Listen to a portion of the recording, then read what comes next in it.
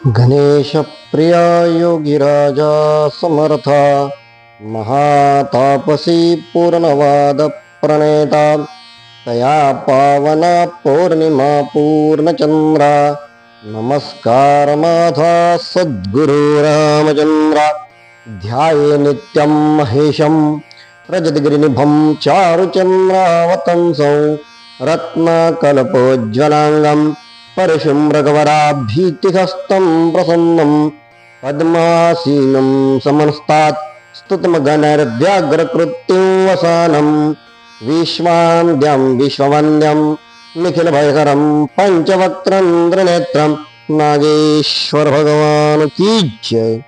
बुद्धिदाता मंगलमूर्ती श्री गजानन पूर्णवादाचार्य परमपूजनीय जीवनसम्राट सद्गुरु समर्थ doctor Ramchandra Maharaj, पूर्णवाद वरदेशनो शिष्यवत्सल सद्गुरुनाथ विष्णु महाराज, सती सौभाग्यवती मनकर्णिका माता, सती सौभाग्यवती विमल माता, आदरणीय गुणेश दादा, आदरणीय प्रज्ञावंत डॉक्टर लक्ष्मीकांत दादा, मोक्षश्री विभूताई व या पवित्र अशा श्रावण महिन्यात ज्यांच्या मांडीवरती बसून हा अभ्यास करण्याची सुवर्ण संधी मला मिळाली ते ऋषीवर्य बापूसाहेब नगरकर व माझे पूर्णवादी शिक्षक तीर्थरूप कैलासवासी अण्णा यांच्या चरणी नतमस्तक होऊन या पवित्र अशा देवालयाचे पुजारी श्री श्रीपाद देशपांडे, वेदमूर्ती श्रीपाद देशपांडे गुरुजी, शिवपार्वती स्वरूप घोडके काका व काकू, आमच्या चंदात्या व त्याचप्रमाणे इथे उपस्थित सर्व शिव उपासक।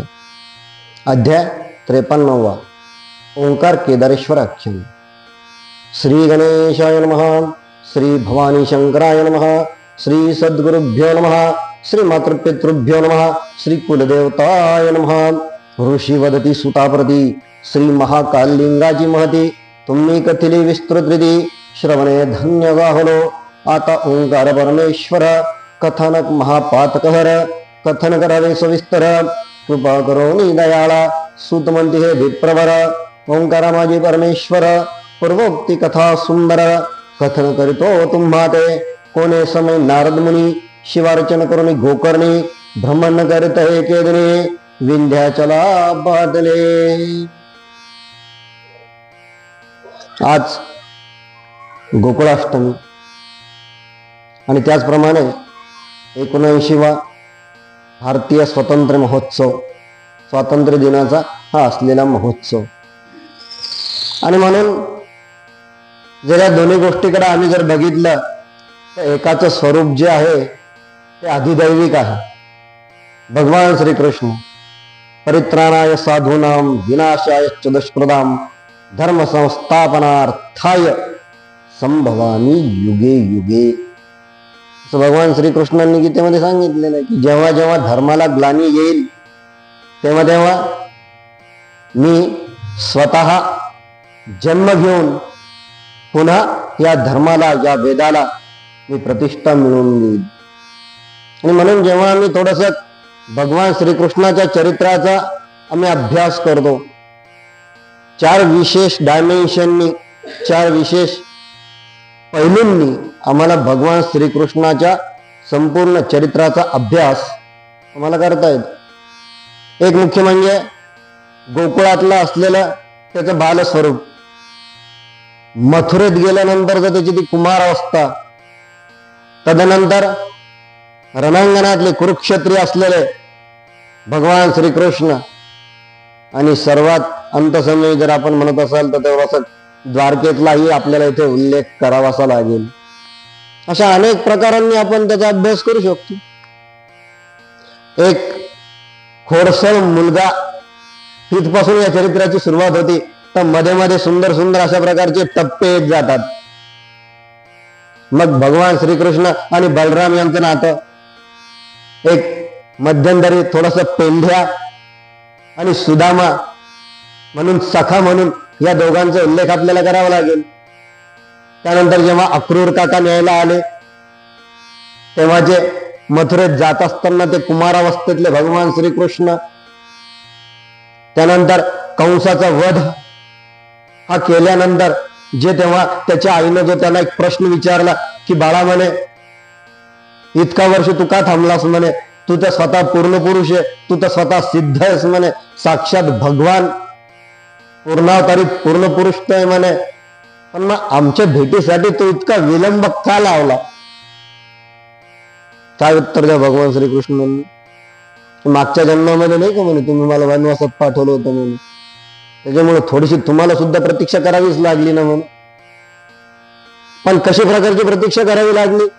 आता परवा पोळ्याचा सण येतोय, आपल्याला माहिती देवकीचा वाद, सर्वातीत कोण असं म्हणून ती पुरीचा आणि तो खिऱ्याचा जो वाण आई मुलाला देत असती, त्यामध्ये त्या कथेमध्ये असलेले भगवान श्रीकृष्णाचं तो एक वेगळं स्वरूप आपल्याला म्हणता येईल, ते पाहता येईल. त्यानंतर थोडासा हस्तिनापूर मधला त्याचा कालावधी, त्यावेळेस त्याला 5 पांडवांना सोबत घेऊन पण महाभारत त्याला घडवायचं होतं, आणि त्याचा जन्म जो होता तो महाभारतासाठीच त्याचा झालेला होता.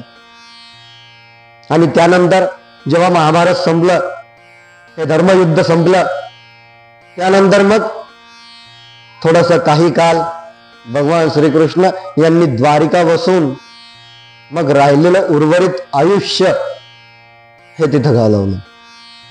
आणि अशा प्रकारचं भगवान श्रीकृष्णाचा अनेक डायमेन्शननी आपल्याला अभ्यास करता येऊ शकतो असं मला वाटतं. जसं परमपूज्य रामचंद्र महाराजांनी पूर्णवादाचे 2 मुख्य सूत्र आपल्याला सांगितलेले आहेत. एक म्हणजे जीवन ही एक कला आहे, आणि दुसरं नीती म्हणजे माणूस. आणि भगवान श्रीकृष्णांच्या चरित्राचा जेव्हा आम्ही अभ्यास करतो तेव्हा या दोन्ही गोष्टी आपल्याला तिथे दिसून येतात की ती कलापूर्ण रीतीने भगवान श्रीकृष्ण जीवन जगत गेले आहे. त्या परिस्थितीत की परिस्थिती बरं कशी सगळी विपरीत होती की जन्माला येण्या अगोदर पासूनच शत्रू त्यांची वाट पाहत उभे होते, अनेक प्रकारचे दैत्य त्यांची वाट पाहत उभे होते. आणि त्यानंतरचा कालावधी म्हणजे जन्मदात्या ज्यांनी जन्म दिला त्या आईपासूनचा असलेला तो वियोग. आणि त्यानंतर पुन्हा इकडं नंद बाबाकडे आल्यानंतरचा त्यांचा तो काही असलेला कालावधी, मग त्या केलेल्या भगवान श्रीकृष्णाने तिथल्या खोड्या, आणि त्यानंतर पुन्हा एकदा नंद बाबांचा वियोग. ही सुंदर कथा जी आहे ना ती श्रीहरी विजय मध्ये आलेली, अक्षरशः सांगताना कधी कधी आपली सुद्धा डोळे पाणवले जातात. इतके सुंदर चरित्र भगवान श्रीकृष्णाचं श्रीहरी विजय मध्ये आलेलं आहे. आणि म्हणून आजचा आपला विषय तो जरी नसला तरी आज गोकुळाष्टमी या निमित्तानं हा विषय यायलाच पाहिजे, कारण तो कुठे नाहीये. हर म्हटला की हरी आलंच पाहिजे, त्याच्याशिवाय पुराण पूर्ण होऊ शकतं का आपलं? नाही होऊ शकत. आणि त्याच्यानंतर सरफरोशी की तमन्ना अब हमारे दिल में है, देखना ये जोर कितना बाजुए कातिल में, असं म्हणून आमचे अनेक वीर ज्यांनी या भारताच्या स्वातंत्र्यासाठी लढा दिला, कधी घराची कधी दाराची त्यांनी पर्वा केली नाही. एक छोटस उदाहरण जरी यायचं तर स्वातंत्र्यवीर सावरकरांचं नुसतं चरित्र जरी वाचलं तरी डोळ्यात अश्रू आल्याशिवाय राहणार नाही. काय त्याग केला, पत्नी गेल्याचं कळालं, लेखनी थैमान घातला, रोगराई पसरली सगळीकडे, पण तरी अंतःप्रेरणा त्यांची जी होती ती मात्र राष्ट्रभक्तीची त्यांची अंतःप्रेरणा होती. आणि म्हणून आजच्या आपण जरी शिवपुराणाचा अभ्यास करत असलो तरी आज हा विषय इथे काढण्याचं मुख्य कारण म्हणजे अपूर्णवाद आहे. आपल्याला आध्यात्मिक लागतं, आदिभौतिक लागतं, आदिदैविकाचा अभ्यास आपल्याला करायचा. आदिदैविकाचा अभ्यास जर कधी आपण म्हणताल तर भगवान श्रीकृष्णाचा अभ्यास, आदिभौतिकाचा अभ्यास म्हणजे भारतीय स्वातंत्र्याचा अभ्यास, आणि आध्यात्मिकाचा अभ्यास म्हणजे शिवाचा असलेला आमचा अभ्यास. ते शिवाचं स्वरूप आम्हाला पदोपदी त्याची कृपा, आणि या तिन्हीच्या माध्यमातून आम्हाला त्याची कृपा संपादन करायची आहे. आणि म्हणून की काय महाराजांनी जेव्हा पूर्णवाद लिहिला तेव्हा जीवन ही एक कला आहे हे मोठं वाक्य त्यांनी लिहिलेलं आहे. आणि हे वाक्य कला म्हणजे काय, जेव्हा हेतू, साधने आणि परिणाम या तिघांची जेव्हा निश्चिती असते ना तेव्हा ती कला होते. पण जर तुम्ही नीती जर कधी म्हणताल ना, तर जगात सर्वश्रेष्ठ 3 नीती आहेत, अत्यंत सर्वश्रेष्ठ. सगळ्यात पहिले भगवान श्रीकृष्णाची नीती. जसं की मी काल आपल्याला उदाहरण दिलं की त्या युद्धाच्या दिवशी भीष्म पितामहांनी प्रतिज्ञा घेतली की उद्याचा अस्ताचलाला जाणारा सूर्य हा अर्जुन बघणार नाही. त्यावेळेस श्रीकृष्णानं द्रौपदीला सोबत घेऊन रात्री यांची शिबिका गाठून हिला तिथे नमस्कार करायला लावून सौभाग्यवती भव हा आशीर्वाद त्यांच्याकडून मिळवून दिला.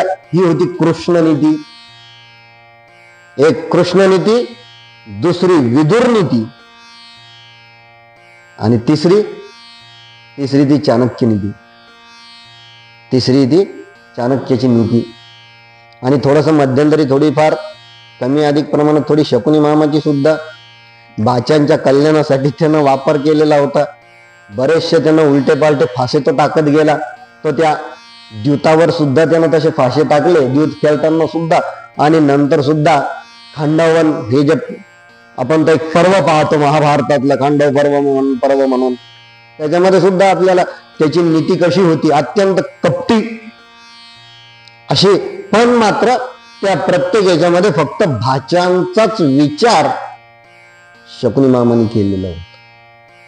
म्हणजे फक्त स्वार्थ बघायचा.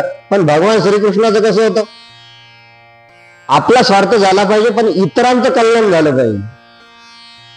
आपला स्वार्थ साधला गेला.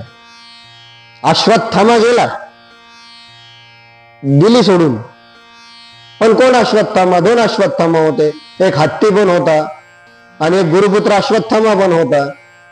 आणि म्हणून त्या दिवशी जेव्हा ते गुरु स्वतः रणामध्ये शौर्य दाखवत होते तेव्हा हळूच सांगून दिलं अश्वत्थामा गेला. मग नंतर जेव्हा विचारलं यार कोणता अश्वत्थामा गेला, हळूच सांगितलं नरोवा कुंजरोवा. म्हणजे नर गेला का कुंजर, कुंजर म्हणजे हत्ती, नर गेला का कुंजर गेला आम्हाला माहित नाही, तुम्ही शोधत बसा म्हणून, तुमचा वेळ घालवा म्हणून. ही भगवान श्रीकृष्णाची असलेली नीती होती. आणि म्हणून रामचंद्र महाराजांनी जे वाक्य लिहिलेलं आहे की नीती म्हणजे माणूस. काळ बदलला की नीती बदलते, माणूस बदलला की नीती बदलते. आणि म्हणून रामचंद्र महाराज एका ठिकाणी म्हणतात की माणसाचा अभ्यास करण्यापेक्षा सुद्धा देवाचा अभ्यास करा, कारण तो आहे तसाच आहे.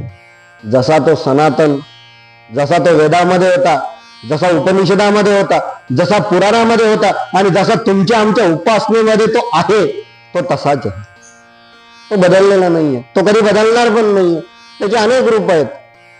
जसं आता मी म्हटलं की भगवान श्रीकृष्ण नाव घ्यायसाठी सुद्धा थोडस अवघड आहे. श्रीकृष्ण जिभेला 2दा-3दा वळवावं लागतं आतमधल्या आतमध्ये. बरं, जन्म कधी झाला?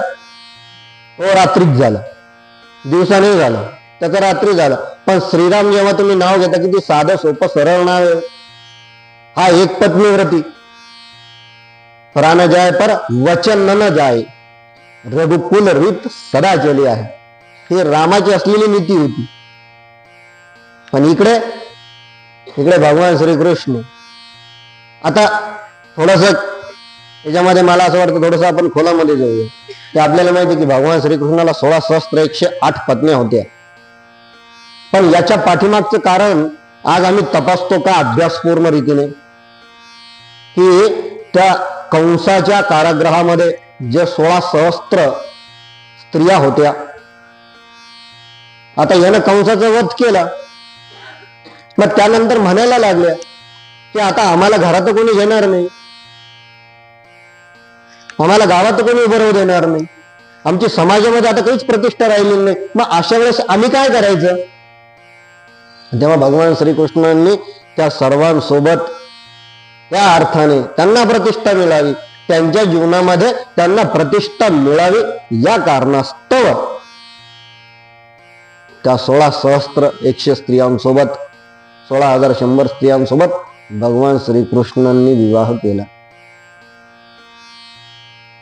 म्हणजे जगत असताना समाजाचं सुद्धा त्याचप्रमाणे स्वतःच. आणि म्हणून की काय, इकडे हा श्रीकृष्ण या अर्थाने जसा सोपा वाटतो ना, तसा मात्र रामायणातला राम हा मात्र स्वतःची अस्मिता शून्याप्रत नेऊन वनवासाला जाणारे भगवान श्रीराम म्हणजे आजच्या मनोविश्लेषणात्मक सर्व शास्त्रज्ञांसमोर असलेलं सर्वात मोठं कोडं आहे.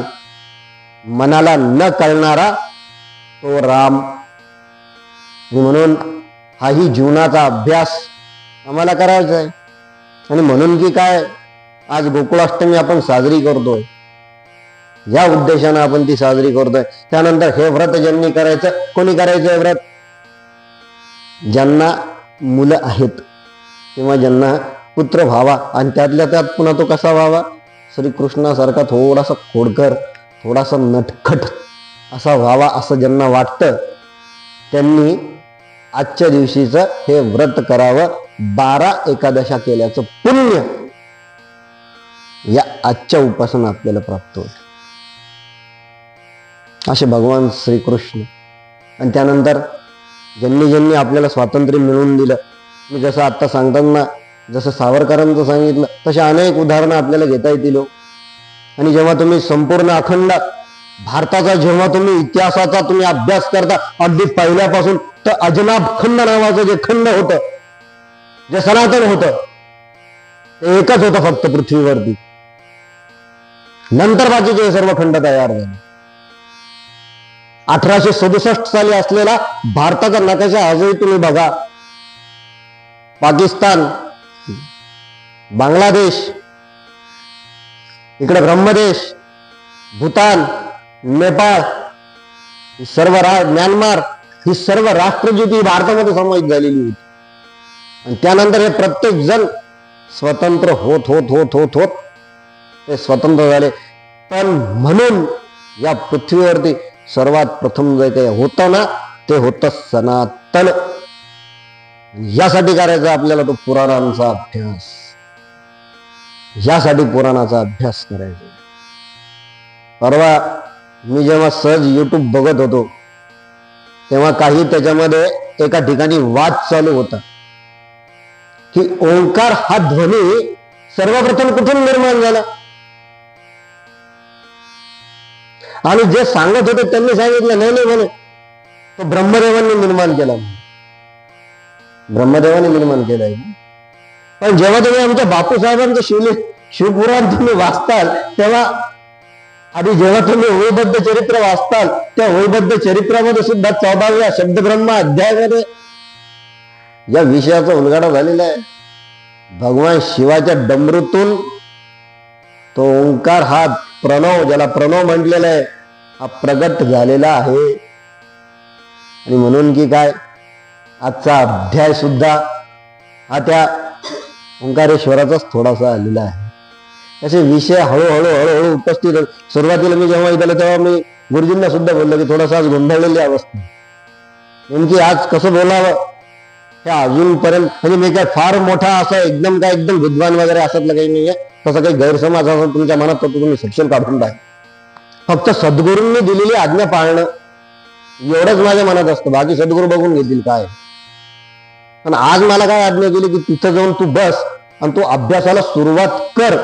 अभ्यास करता करता आपल्याला शिकायचंय. आणि म्हणून हे एकच जगातलं गुरुपीठ असं आहे जिथं अभ्यास करता करता तुम्ही मोठे होता. आणि कधी मोठे होता हे कळत नाही. ही गुरुची लीला आहे. इथं आपण शिवाची लीला पाहतोय, शिवमहापुराणामध्ये आपण शिवाची लीला पाहतोय. पण इथं या कामीर पठार ठिकाणी, या क्षेत्री तुम्ही गुरूंच्या अनेक लीला बघितलेल्या आहे. डॉक्टर काळे यांचं उदाहरण बघितलेलं आहे. विष्णू सहस्त्रनामाचे 30 पाठ एका बैठकीत करून तो आदिदैविक. कारण मला तर गुरुजींनी 2-3 दिवसापासून मला गुरुजी तेच सांगता की थोडासा तुम्ही म्हटलं आता शेवटच्या दिवशी आपण फक्त आदिदैविक या खंडावरतीच बोलूया. त्याचा अभ्यास आपण पुन्हा एकदा त्याचं रिव्हिजन आपण करूया की पूर्णवादातला आदिदैविक पक्ष. कारण नुसता पूर्णवाद म्हणून आज पूर्णवाद वैश्विक होत आहे. आता 34-35 मिनिटापूर्वी आमचे आदरणीय गुणेदादा पारनेरकर यांनी स्वित्झर्लंड येथे ध्वज फडकवला, तिरंगा फडकवला. तिथं जाऊन वैश्विक होणे पूर्णवाद, हा पूर्णवादाचा गाभा आम्हाला कळायला पाहिजे ना. आमची सगळ्यात जास्त धडपड जी आहे ती ही आहे. आम्हाला आमची जी अंतःप्रेरणा आहे, ज्या अंतःप्रेरणेची सगळ्यात मोठा वलय जर कोणता असेल तर तो पूर्णवाद, तो आम्हाला समजून घ्यायचा. आणि एकदा हा पूर्णवाद आम्हाला कळाला की मग ती अंतःप्रेरणा आमची शेवटच्या श्वासापर्यंत तेवत राहणार आहे. आणि तीच अंतःप्रेरणेची टीम सर्व घेऊन गेले जातात तिथे गेलेली. आणि म्हणून की काय, वैश्विक होणे पूर्णवाद, त्याला वचन एक शब्द, वैश्विक होणे पूर्णवाद. आणि म्हणून मला परवा गुन्हेदादांचं एक वाक्य, मी जेव्हा माझ्या जुन्या डायऱ्या उचकत होतो, पाहत होतो, तेव्हा एक गुन्हेदादाचं सुंदर असं वाक्य तुम्ही सुद्धा तुमच्या अंतःकरणात कोरून ठेवा. कोणतं वाक्य आहे? परमपूज्य डॉक्टर रामचंद्र महाराज पारनेरकर यांनी पूर्णवाद हा सिद्ध केला.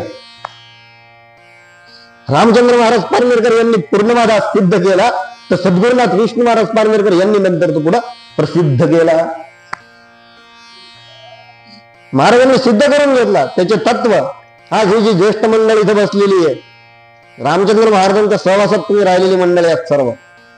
महाराजांनी तेव्हा बऱ्याच जणांनी विचारलं होतं की भाऊ, तुम्ही जो पूर्णवाद म्हणून लिहिलाय ना, मग नेमकी त्याच्यात तुम्ही काय लिहिलेलं आहे हो ना, आम्हाला कधी पाहायला मिळेल?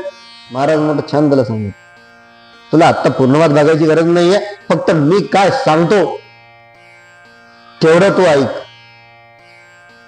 बाकी तू सध्या काही करू नको. आणि म्हणून हा रामचंद्र महाराजांनी तुमच्या सर्व ज्येष्ठांकडून, आणि म्हणून ज्येष्ठांचं पूजन, आणि म्हणून आजही आम्ही ज्या ज्या गावामध्ये जातो, आता जसं कानूर म्हटलं की ऋषीतल्य बापूसाहेब नगरकर,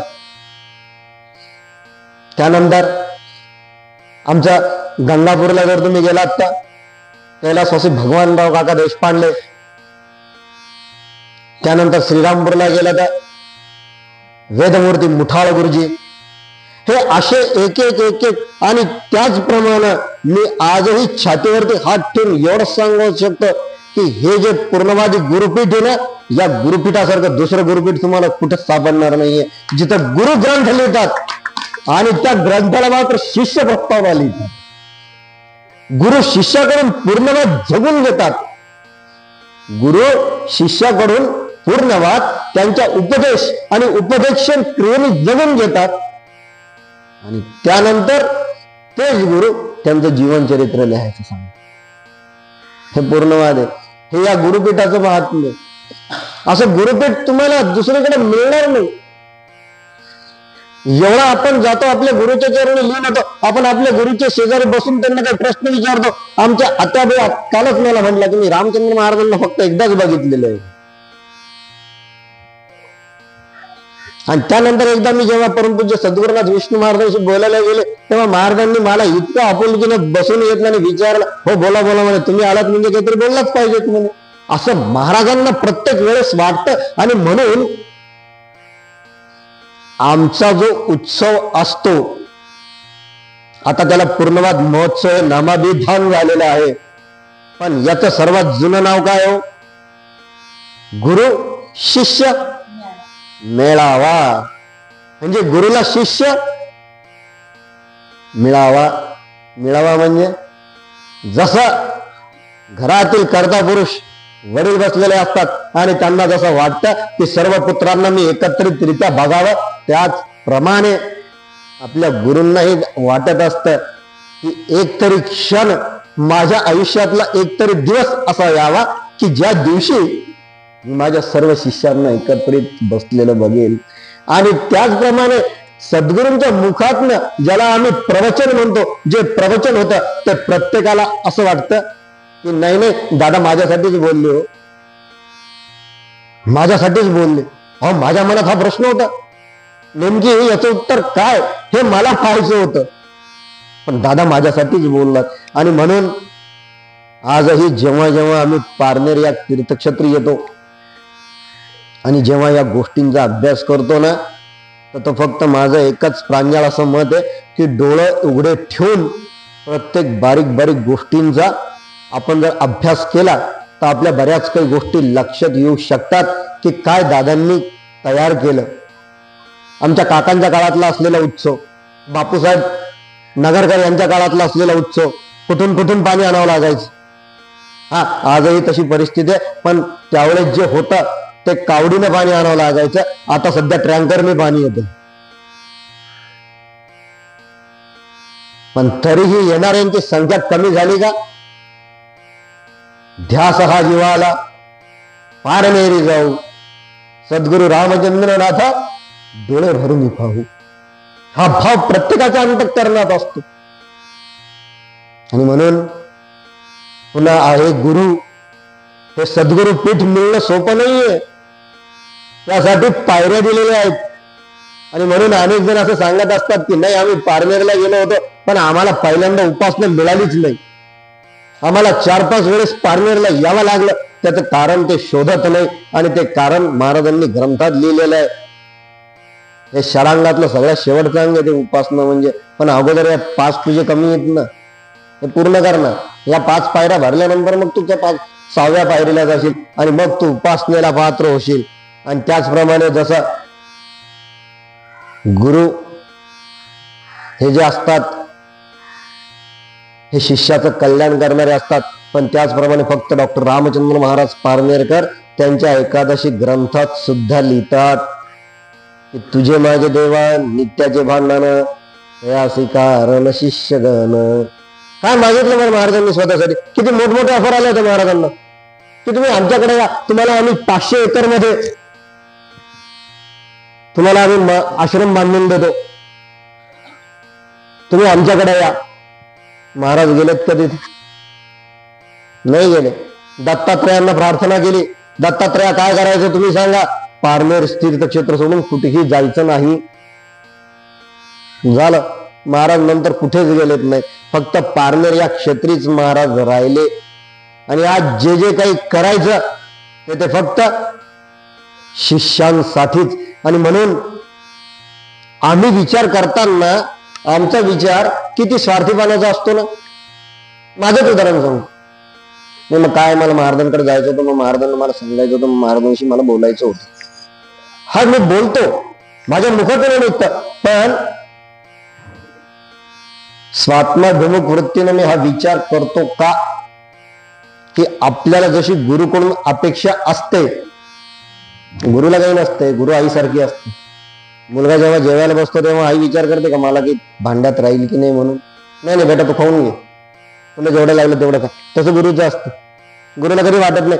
पण हे शिष्याचं हे आद्य कर्तव्य ठरतं. आणि म्हणून स्वधर्म ओळखण्याचे जे 3 मार्ग तोंडोळा ग्रंथामध्ये दिलेले आहेत. एक, पातंजली योगाप्रमाणे ती क्रिया आपल्याला जमणार नाही, हठयोगाच्या माध्यमातून ती क्रिया जमणार नाही आपल्याला. दुसरं, गायत्री मंत्राच्या पुरस्चरणामुळे ही दुसरी गोष्ट सुद्धा आपल्याला जमणार नाही करणं. कारण आजच्या धकाधकीच्या जीवनात प्रत्येक सेकंद आमच्यासाठी महत्वाचा असतो. आणि तिसरं येते सद्गुरु कृपेनी. हा, मग सद्गुरु कृपा लाभायसाठी काय करायचं? आमच्या चंदा ते मला बरोबर छान म्हणले की 1976 पासून मी तर सेवा करते. हा, आमच्या चंदा त्याचा स्वधर्म झालेला आहे. आणि म्हणून की आज त्यांच्या जीवनामध्ये जर आम्ही बघितलं तर कधी तुम्हाला निराश दिसणार नाही. कधी बघा आमच्या हाती हसतच असतात. कारण काय, त्यांच्या अंतःप्रेरणेने त्यांनी त्यांचा हा स्वधर्म ओळखला आणि त्या स्वधर्माशी त्या मात्र अत्यंत प्रामाणिक आमच्या हातात राहिले. आणि म्हणून इथलं मंदिरातलं कुठलंही कार्य असो ते आपलं समजून करतात. कारण त्या कामात करत असताना त्या कामामध्ये त्या त्यांचं मन रमवतात, त्या कामाचं त्यांना शीन वाटत नाही. आणि म्हणून या सर्व गोष्टीचा अभ्यास आमच्या जीवनाच्या माध्यमातून, आमच्या जीवनाच्या दृष्टीनं या छोट्या छोट्या गोष्टी आम्हाला करायच्या. आज काय, या सर्व जणांचे महाराजांनी जीवनचरित्र छापले. बरं, त्यातल्या त्यात आम्ही किती जणांचे जीवनचरित्र आम्ही वाचलेत बरं? कशासाठी छापले महाराजांनी? जेव्हा जेव्हा आम्ही निराश असतो, आणि ती हीच वेळ निराश असण्याची,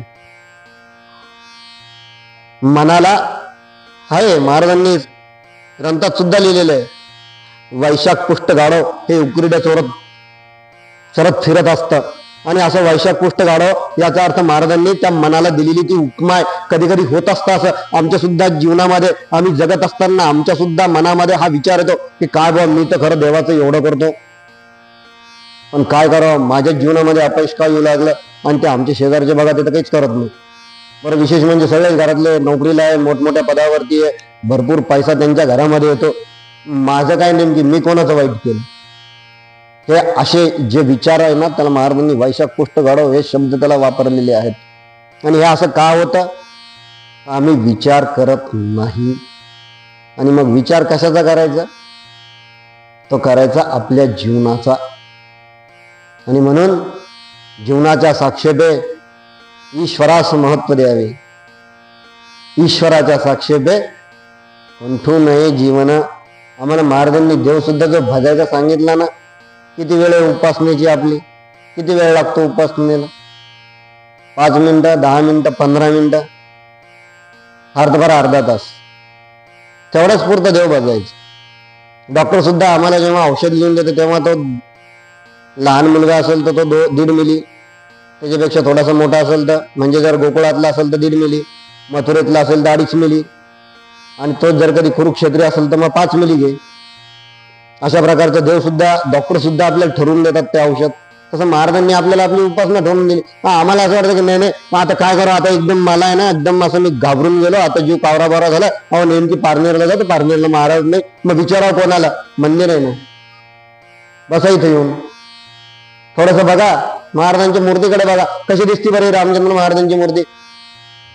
जे वर्णन शिवस्वरूपाचं आहे, किंवा त्याचप्रमाणे जशी आमची पूर्णवाद भवनामधली महामृत्युंजयाची मूर्ती आहे, तसं कर्पूर गौर हे असलेलं रामचंद्र महाराजांचं स्वरूप आहे. इथून तुम्ही मोकळं बोला, तुमचा प्रश्न सुटल्याशिवाय राहणार नाही. याची शाश्वती मी इथं बसून देतो. आणि म्हणून आम्हाला उपासनेबरोबर महाराजांनी सांगितलेला आहे तो अभ्यास. आणि म्हणून आजच्या या अभ्यासाबरोबर स्मरण केलं मी त्या देशवीरांवर की ज्यांच्यामुळे आम्हाला स्वातंत्र्य मिळालं, त्यांच्यामुळे आम्हाला स्वातंत्र्य मिळालं. आता अनेक जण होऊन गेलेले. बरं असं काही नाहीये, प्रत्येक जसं संत प्रत्येक जातीत आणि प्रत्येक धर्मात होऊन गेलेले, तसे हे स्वातंत्र्य सेनानी प्रत्येक जातीत आणि प्रत्येक धर्मामध्ये होऊन गेलेले. त्यावेळेस त्यांना धर्म आठवला का हा विचार? ते लचके आता विचारांचे आम्ही तोडत बसतो. त्यांना तेव्हा काहीच नव्हतं, त्यांना फक्त एकच होतं डोक्यात, हिंदुस्थानाला भारताला स्वातंत्र्य मिळून द्यायचं एवढंच त्यांच्या डोक्यात होतं. पण मग आता आम्ही त्यांचे भेद आम्ही केलेले आहेत सध्या, आणि कशा प्रकारचे ते आपल्याला माहिती. मग यांची जयंती म्हटली का फक्त त्यांनीच करायची, परशुराम जयंती म्हटली फक्त ब्राह्मणांनीच करायची, संत सेना महाराजांची म्हटली की फक्त ते नाव्यांनी करायची.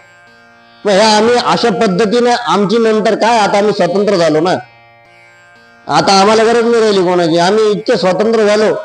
हे स्वातंत्र्य आता कुठं घेऊन जाईल सांगता येत नाही. आणि म्हणून एवढंही स्वातंत्र्य नको. आणि म्हणून स्वातंत्र्याची व्याख्या काय केलेली आहे? हे काय समाजमध्ये स्वच्छने पत्करलेलं बंधन म्हणजे स्वातंत्र्य. स्वेच्छेने पत्करलेलं बंधन, हे स्वेच्छेने पत्करलेलं बंधन. बघा तुम्ही एक वेळ तुमच्या उपासनेची एक दिवस समजा तुम्ही बिना उपासना करता जेवायला बसा, बघ कसं मनाला रुख रुख लागून जात. कारण उपासना ही काय आमची अंतःप्रेरणा आहे, आणि ती झाल्याशिवाय आम्हाला मात्र दुसऱ्या कोणत्याच गोष्टी कराव्या असं वाटत नाही नेमकी. आणि म्हणून थोडासा आता हा अभ्यास असं जर चिंतन करायला गेलं तर अनेक, म्हणजे हे चिंतन करत असताना आम्ही 2 भूमिकेतनं हे करत असतो.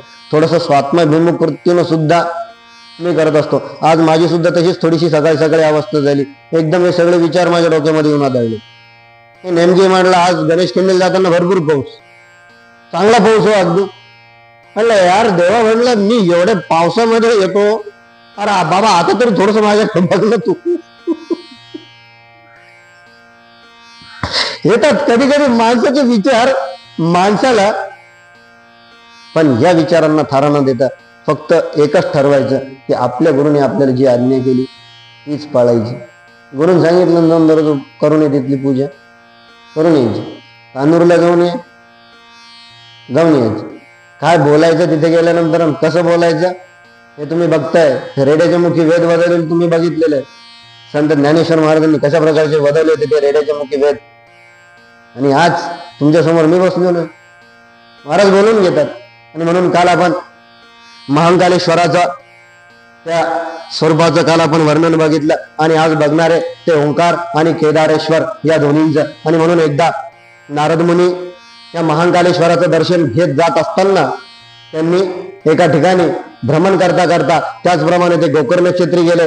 भ्रमण करत असताना ते विंध्याचलापाशी आले आणि विंध्याचलापाशी आल्यानंतर ते थोडा वेळ तिथं थांबले आणि मग नंतर विंध्याचलाची गर्भोक्तीनं विंध्याचल असं तिथं वाढला की माझ्याकडे न्यून काहीच नाहीये, माझ्याकडे न्यून काहीच नाहीये, सर्व काही माझ्याकडे आहे तुझ्या कृपेने, असं विंध्याचल म्हटला.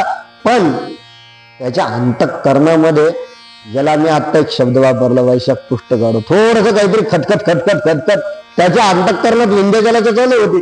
आणि नेमच्या आता नारद म्हटलं की तो कळ लावणारच, शांत बसणार पाहिजे का तो. नारदाने दिली पुन्हा कळलं. पण नारदाने काय म्हटलं की अरे म्हणे तू सर्व गुणांचं भांडार आहे म्हणे, पण तुझ्यापेक्षा सुद्धा हा मेरू पर्वत म्हणे हा अत्यंत उच्च आहे. झालं. नारद म्हणे एवढं वाढले, नारायण नारायण करत करत करत करत पुन्हा अवकाश मार्ग निघून गेले. हा बिचारा खिन्न होऊन बसले विंध्याचल. ते आता नेमके काय करायचं. आणि मग विंध्याचलाने काय केलं ते म्हणे ठीक आहे म्हणे आता एकच काम करावं म्हणे, आता शरणागत फक्त तो भोलेनाथ आहे म्हणून आपण त्याला शरण जाऊया. आणि असं म्हणून त्याने 1 नाही 2 नाही 6 महिन्यांपर्यंत षण्मासापर्यंत नित्य पार्थिव भगवान शिवाची त्याने पूजा करायला प्रारंभ केला. आणि असं करता करता त्याचे 6 महिने निघून गेले. तिकडे भगवान शंकराला सुद्धा कळत. आता शंकर असते, देव असते, सर्व कळणार त्यांना. अगदी म्हणजे पहिल्या महिन्यापासून नाही, अगदी म्हणजे हा विचार जसं मनात याच्या आला तसं भगवान शंकराला काळजी वाटायला लागली.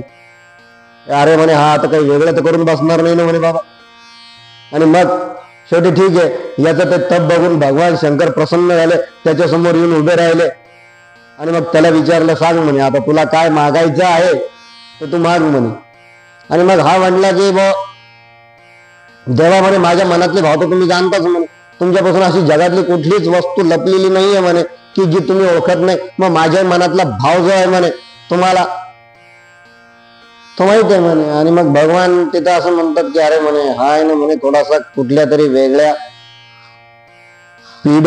पिढेमुळे हा काहीतरी आता हा मूर्खपणा करणार आहे, सर्वस्वी मूर्खपणा करणार आहे म्हणे. आणि हा अशा प्रकारचं स्वतःच्या दुःखाला हा आता कारणीभूत होणार आहे म्हणे. आणि म्हणून मग त्यांनी सांगितलं बोल म्हणे आता तुला काय मागायचं ते माग म्हणे. आणि मग त्यानं काय मागितलं की देवा म्हणे यावत चंद्र दिवा करो, तुम्ही या पार्थिव शिवलिंगामध्ये तुम्ही नित्य वास करा. आणि मग तिथे भगवान शिवानी ओंकार प्रणव असं एक लिंग, ज्याला ओंकारेश्वर आणि दुसरा ममलेश्वर म्हणजे परमेश्वर या प्रकारचं दुसरं एक लिंग भगवान शिवांनी तेथे स्थापित करून ठेवलं. अशा प्रकारचे 2 लिंग भगवान शिवानी तिथे स्थापित करून ठेवले. आणि त्यानंतरचा जो आलेला आहे, आता थोडासा वेळ कमी राहिलेला आहे, 10 मिनिटच आपल्याकडे राहिलेले आहेत. आणि त्यानंतर जे आले ते केदारेश्वराचं आख्यान इथे आलेलं आहे. ते केदारेश्वर सुद्धा हे जिथं स्थित आहे ते म्हणजे हिमालयामध्ये. आपल्याला हिमालय तू केदारम हा श्लोक आहे आपल्याला सर्वांना माहिती. आता हे तिथं कशा प्रकारचं स्थापन झालं तर त्याची सुद्धा अत्यंत सुंदर कथा इथे आलेली आहे. आणि त्यामध्ये येथे हेही सांगितलेलं आहे की सप्त मायापुरींचं येथे उल्लेख यांनी इथे केलेला आहे की अयोध्या, मथुरा, माया, काशी, कांची, अवंती आणि द्वारापुरी या सप्तपुऱ्या जिथं स्थित आहेत, त्याचप्रमाणे जिथून गंगेचा उगम झालेला आहे आणि त्याचप्रमाणे जिथे देवप्रयाग, रुद्रप्रयाग, कनप्रयाग, नंदप्रयाग आणि 5वं विष्णुप्रयाग यांचा संगम जिथं हिमाचलाच्या उत्तरकाशी या ठिकाणी झालेला आहे, जिथून अलकनंदेचा गंगा अलकनंदेचा संगम हाही सुद्धा जिथून झालेला आहे, ते ठिकाण म्हणजे हे केदारेश्वर. आणि त्याचप्रमाणे जिथं आपण जी परवा कथा बघितली उषा आणि अनिरुद्धची यांची प्रणयकथा ही सुद्धा जिथे झाली, ज्यांचा विवाह ज्या क्षेत्री झाला. आणि म्हणून आजही तिथे उषा नावाचं मठ तिथे स्थापित आहे. आणि त्याचप्रमाणे कार्तिकापासून चैत्र मासापर्यंत हे जे मंदिर आहे इथं पूर्ण हिमवर्षा होऊन हे मंदिर जे असतं हे पूर्ण तिथे बंद होतं आणि ज्यावेळेस ते पुजारी जाऊन तिथे दिवा लावतात त्यानंतर हिमवर्षावात ते मंदिर पूर्ण त्या बर्फाने आच्छादलेलं असतं षण्मासपर्यंत. आणि हे जेव्हा पूर्ण निघून जातात आणि हे मंदिर उघडतात तोपर्यंत दिवा तिथेच तसाच तेवत असतो. तो का तेवतो हे अजूनपर्यंत विज्ञानाला कळालेलं नाही. ते विज्ञानाच्या बाहेरचं आहे आणि जिथं विज्ञान संपत तिथं आमचं अध्यात्म चालू होत. अध्यात्माला कळलं नाही. आजही बऱ्याच ठिकाणी प्रयोग झालेले की शरीर सोडताना आत्मा नेमकी कुठून बाहेर निघतो. आता गरुड पुराणामध्ये फार सुंदर वर्णन केलेलं आहे की कोणाचा आत्मा कुठून निघतो, कोणाच्या कानातून निघतो, कोणाचा नाकावाटे निघतो, कोणाचा हृदयातून निघतो किंवा अजून कोणाचा कुठून निघतो. अजून ते ठिकाण भरपूर आहेत तशी. तर जसं जसं माणसाचं कर्म असतं काय तशा तशा प्रकारचं ते निघत असतं. आणि म्हणून अशा बऱ्याच काही गोष्टी ज्या अजूनपर्यंत विज्ञानाला ज्या गोष्टीचा शोध लावता आलेला नाही त्याचप्रमाणे हा एक फार मोठा चमत्कार आहे की एवढा हिमच्छादित असून सुद्धा तो दिवा जसा ना तसा राहतो. आणि म्हणून तशी एक सुंदर कथा यामध्ये अशी आलेली आहे की नेमकी याच मार्गातनं 5 पांडव हे स्वर्गाकडे निघून. मग पुढे भरपूर कथा आलेल्या आहे. श्रीमद भागवतात अनेक कथा येऊन गेलेल्या आहे की ते एक कुत्रा जो असतो तो पण जातो. मग ते धर्मराज वगैरे ते कुत्र्या संभाषण वगैरे हे भरपूर भरपूर विषय तिथे आलेले आहेत. ते सगळे आलेले. पण आता याच्यामध्ये जे आहे आणि म्हणून हे 5 पांडव जेव्हा तिथे गेले हे भगवान शिवासाठी गेले तिथे. आणि त्याच वेळेस नेमकी भगवान शिवानं वृषभाचं रूप घेतलं. काही ठिकाणी वृषभ आलेला आहे आणि काही ठिकाणी महिषा म्हणजे म्हैस अशा प्रकारचं ते वर्णन आलेलं आहे. आणि अशा प्रकारचं रूप घेऊन भगवान शिव त्यांच्या समोरून जेव्हा चाललेले होते ते 5 पांडव तिथं शोधत होते पण त्यांना सापडत नव्हतं. मग शेवटी हे जेव्हा त्या भीमाच्या लक्षात आलं त्या भीमाने त्याच्या अंगावरती झेप घेऊन त्याला खाली दाबलं. आणि म्हणून तिथं फक्त त्याच्या पाठीचा जो वरचा आकार आहे तेवढाच तिथं राहिला. बाकी त्याचं मुख जे ते पुढे नेपाळमध्ये पशुपतीनाथ या ठिकाणी त्याचं मुख निघालेलं आहे. आणि मग नंतर भगवान शिव तिथे पुन्हा प्रगट झाले आणि मग यांनी विचारलं की नेमकी देवा म्हणे तुम्ही का असं आमच्या सोबत लीला करू लागलेले आहे म्हणे, का तुम्ही आमचं असं सत्व पाहू लागलेले आहेत म्हणे. आणि म्हणे आम्ही तर तुमच्या शोधार्थ पार कैलासापर्यंत आलो म्हणे, हिमालयापर्यंत आलो म्हणे देवा तुमचं दर्शन घेण्यासाठी म्हणे. आणि इथं सुद्धा तुम्ही वृषभरूप धारण केलंय म्हणे.